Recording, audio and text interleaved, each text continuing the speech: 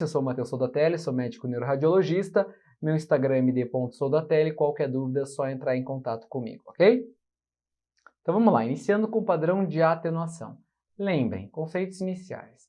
Cada pixel formado por uma imagem é transformado em valor numérico pela unidade de Hounsfield. A gente tem um equipamento de tomografia que faz em média, visualiza aí desde 4.000 unidades Hounsfield até negativos, né, uma variação de 4.000 unidades Hounsfield.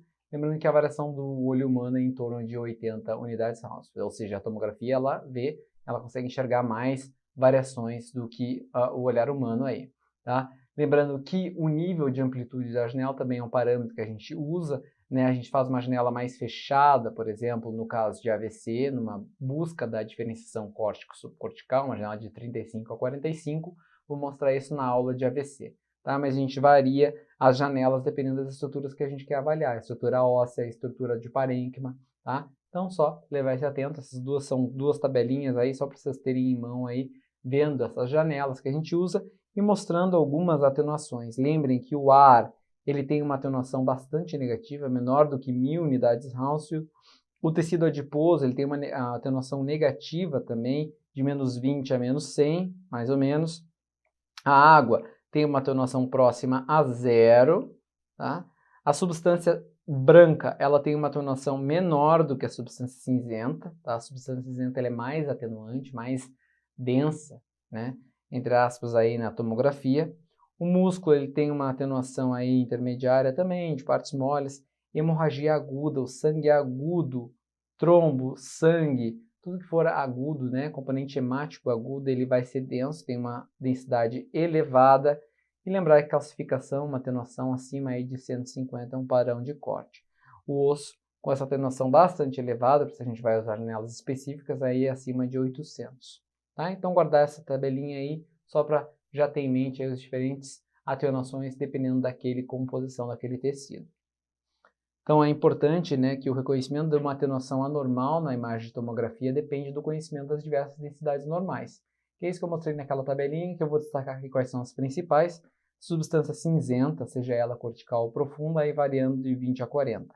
Substância branca, ela é um pouquinho menos, a limite é 35. Isso varia bastante com a literatura, mas é só lembrar que a substância branca, ela atenua menos que a substância cinzenta. Como a substância cinzenta tem os corpos dos neurônios, ele é mais atenuante do que a substância branca, que tem os axônios, fibras de mielina, tá? É a mais líquida, tá? Então a gente tem aqui o líquor, que tem uma atenuação, né, semelhante à água, de 15, né? Lembrado o líquor contido no espaço ventricular e nos espaços baracnoides. O sangue, ele tem uma atenuação aí de 45 a 60, uma densidade mais elevada. E lembrar que aí o encéfalo normal ele deve apresentar os bordos nítidos entre a substância branca e cinzenta. Qualquer área de perda de diferenciação entre a substância branca e a cinzenta, aí infere que existe alguma coisa que a gente tem que investigar. Mas mais comum aí numa isquemia citotóxica que a gente vai ter essa perda de diferenciação. Isso é diferente num edema vasogênico, onde ele vai acometer a substância branca e ele vai manter a preservação. Ele vai ter efeito expansivo, vai infiltrar a substância branca, vai deixar ela mais hipoatenuante, mas a gente não vai perder essa diferenciação com a substância cinzenta.